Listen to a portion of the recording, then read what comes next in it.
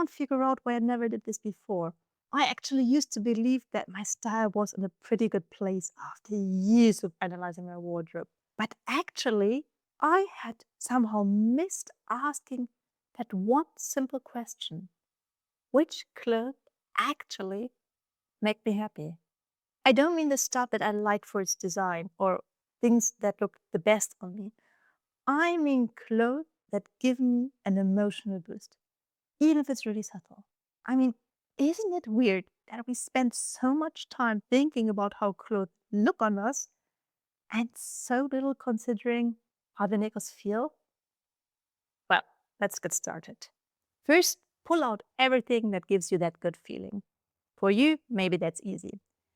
I actually struggled quite a bit because I never paid attention to that feeling. So I had to sit down and pause and really try and remember what made me happy. For a moment, I was tempted to include stuff that I like because it's flattering. Because I do enjoy knowing that I look confident and appropriate in the office or attractive on a date night. But that's a happiness that comes from looking good for the outside world. And I decided I don't want this to be about how others think about me and more about how I feel even when no one is watching.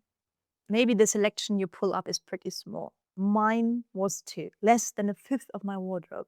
I was actually panicking a bit because I thought I had made a ton of shopping mistakes.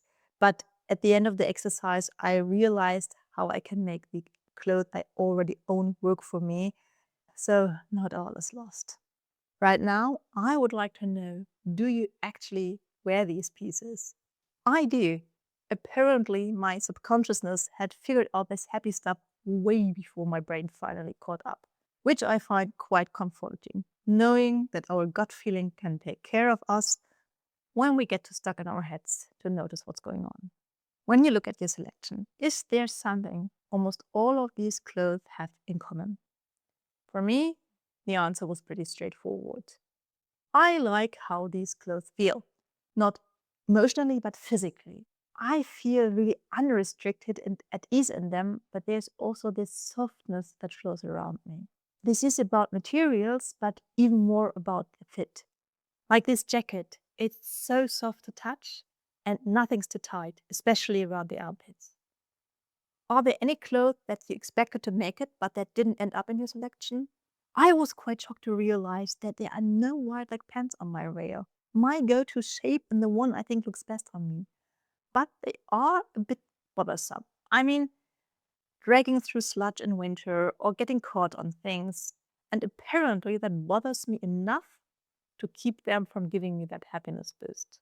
On the other hand, is there something you didn't expect to see that ended up in your selection? I truly believe that unflattering pieces could not make me happy. But when I truly listened to my gut feeling, I realized that's not true. For example, this coat.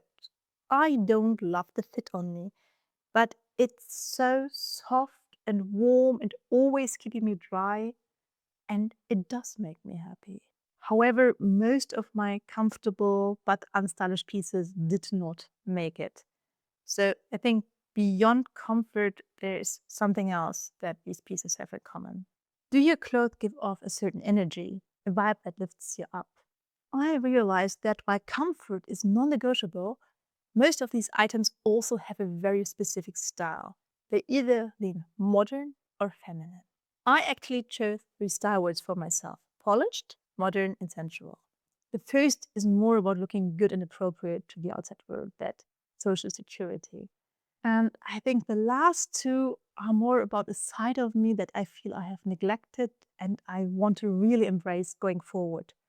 And I think that is why they are more important for my happiness. I also realized that I don't want femininity at any cost. I want the kind that's tactile and soft and sensual, never uncomfortable.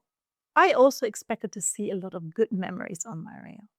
Do sentimental items make you happier than your regular ones? I believe that to be true for myself, but as it turns out, no. Not a single piece to be found. The pieces I own don't give me that feeling of unrestricted ease, and as I'm learning, that's what matters most. Finally, let's look at the colors of the selection. Logically, I knew that colors impact our moods, but I thought that my style preferences mattered more.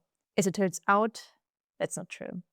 There's only one gray and one black piece on the trail, and the rest is a mix of bright and muted colors. Lately, I've really enjoyed wearing this outfit that is not my style, but this color overload feels like a childhood summer to me. This outfit is actually what inspired this whole exercise. The colors make me so happy that I actually noticed for once and paused and started thinking. So my first thought was, should I wear way more color? If you imagine everything in your selection turning black, gray, maybe, would they still make you happy? When I imagined this, I realized that almost everything on my rail would be gone. But when I imagine a wardrobe that is filled mostly with colors, no neutrals at all, it feels wrong.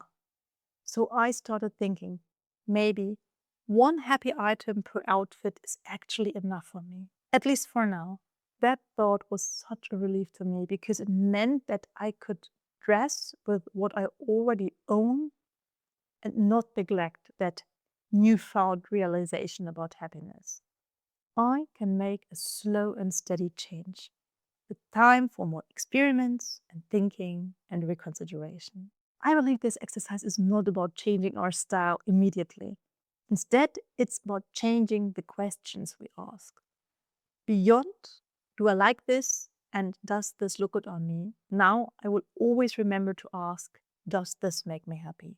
And I believe that's the biggest achievement I've made with my style so far.